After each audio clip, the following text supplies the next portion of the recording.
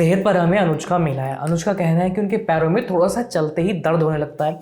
ऐसा लगता है कि पैरों का एकदम दम ही निकल गया हो, लेकिन जैसे ही वो कुछ देर रुकते हैं तो उन्हें आराम मिलता है। परेशान होकर अनुज डॉक्टर के पास गए, जहां उन्हें पता चला कि उनके पैरों में मौजूद आर्टरीज में रुकावट है। इस बीमारी को पेरिफेरल आर्टरियल डिजीज कहते हैं, शॉर्ट में इसका नाम है PAD।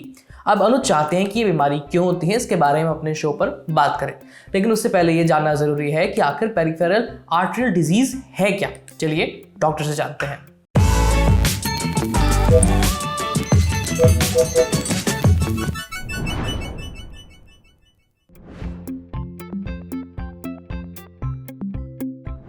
आपका हृदय जब पंप करता है तो वहां से खून पूरी बॉडी में जिन ब्लड वेसल्स के थ्रू जाता है उसको आर्टरी कहते हैं।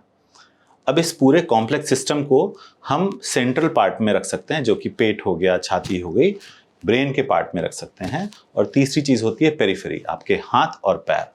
सो जब आपके हाथ और पैरों में जाने वाली ब्लड वेसल्स में ब्लॉकेजेस होते हैं तो उसको कलेक्टिवली हम पेरिफेरल आर्टरियल डिजीज बोलते हैं।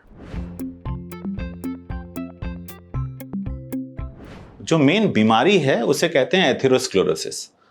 मेडिकल लैंग्वेज में था, नॉर्मल लैंग्वेज में समझें तो खून की नसों में एक कॉम्प्लेक्स तरीके से कोलेस्ट्रॉल और कैल्शियम का जमा होना, जिससे कि खून की नस धीमे धीमे पतली होती जाती है और बंद हो जाती है।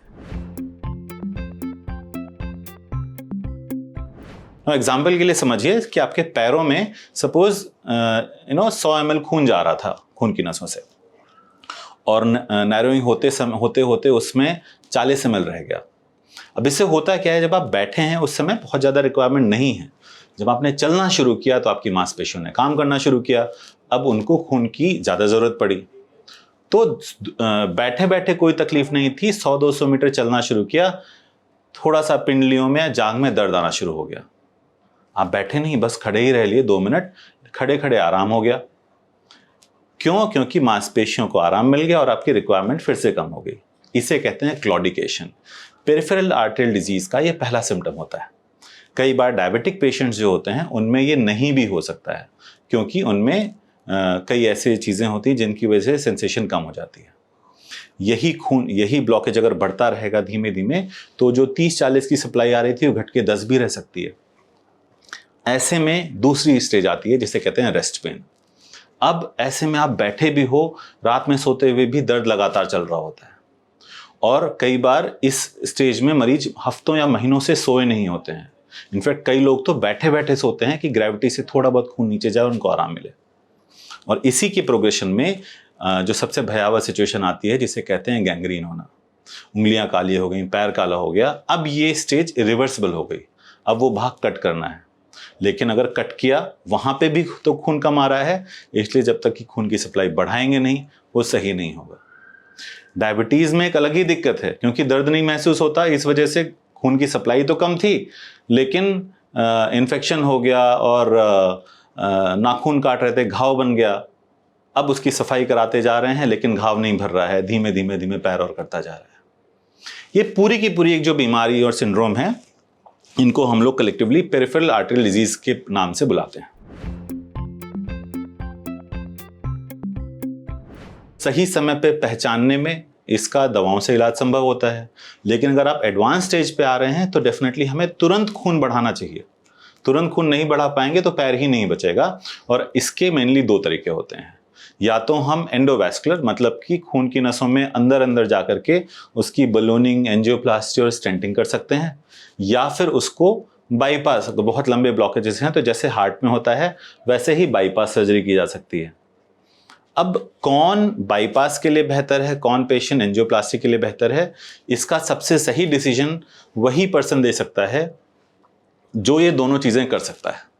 सो आइडियल पर्सन, जिसके अगर आपको ऐसी कोई दिक्कत हो या तो और आपको इसके लिए कंसल्ट करना है, तो पेरिफेरल आर्टरियल डिजीज के लिए कंसल्ट करने के लिए ideally vascular surgeon is the right person.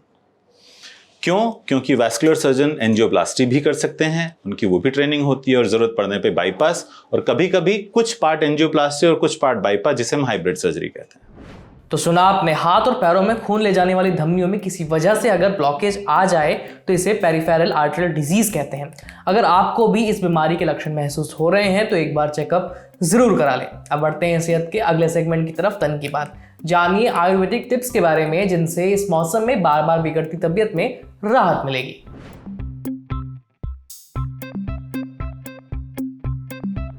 मौसम बदल रहा है, हल्की हल्की ठंड शुरू हो गई है। अब इस मौसम में आए दिन लोगों को खांसी, जुकाम, बुखार की समस्या होती रहती है। ऐसे में आयुर्वेद आपके बहुत काम आ सकता है। कैसे, ये हमें बताया डाइटिशियन अमृता मिश्रा ने। डाइटिशियन अमृता के मुताबिक पीने के लिए गुनगुने पानी का इस्तेमाल करें, इससे गला साफ रहता है, खांसी में भी आराम मिलता है। तुलसी की चाय पिए और अपनी चाय में तुलसी के पत्ते जरूर डालिए। साथ ही काली मिर्च और मुलेठी का भी इस्तेमाल कीजिए, ये सर्दी, खांसी, जुकाम में काफी मदद करती हैं। अश्वगंधा के चूर्ण का सेवन कर सकते हैं, ये बहुत अच्छा इम्यूनिटी बूस्टर है। अश्वगंधा चूर्ण से साइनस और एलर्जी को ठीक करने में काफी मदद मिलती है। इसके अलावा मास्क जरूर पहनिए क्योंकि इस समय देश भर में ही प्रदूषण काफी ज्यादा बढ़ चुका है। समझे। अब बढ़ते हैं सेहत के आखिरी सेगमेंट की तरफ, खुराक यानी झकास सी हेल्थ टिप। जानिए अंजीर वाला दूध पीने से क्या क्या फायदे होते हैं। दूध पीना अपने आप में हेल्दी माना जाता है। अगर आप अंजीर वाला दूध पीते हैं तो ये और भी फायदेमंद हो जाता है। अंजीर वाला दूध पीने से क्या क्या फायदे होते हैं इसके बारे में हमें बताया डाइटिशियन सुनीता त्रिपाठी ने। डाइटिशियन सुनीता के मुताबिक अंजीर कैल्शियम, मैग्नीशियम और पोटेशियम रिच होता है। साथ ही इसमें फाइबर और आयरन जैसे पोषक तत्व भी मौजूद होते हैं। रात में एक गिलास टोन दूध में 2 अंजीर उबालकर पीने से हड्डियां मजबूत होती है, एनर्जी भी बनी रहती है। साथ ही हार्मोन्स को भी बैलेंस में रखता है। अंजीर खाने से पुरुषों की फर्टिलिटी की समस्या में सुधार होता है। अस्थमा के मरीजों को भी फायदा मिलता है, चूंकि अंजीर में फाइबर होता है तो ये कब्ज में भी राहत देती है। इसके अलावा मुंह के छाले और हाई बीपी को भी कंट्रोल करने में मदद करती है। आज सेहत में इतना ही। अच्छा, अगर आप डॉक्टर हैं या आपका डॉक्टर से कोई सवाल है तो स्क्रीन पर दिख रही इस ईमेल आईडी पर अपना सवाल भेज दीजिए। मेरा नाम है आयुष, कैमरे के पीछे है जतिन। देखते रहिए ललन टॉक।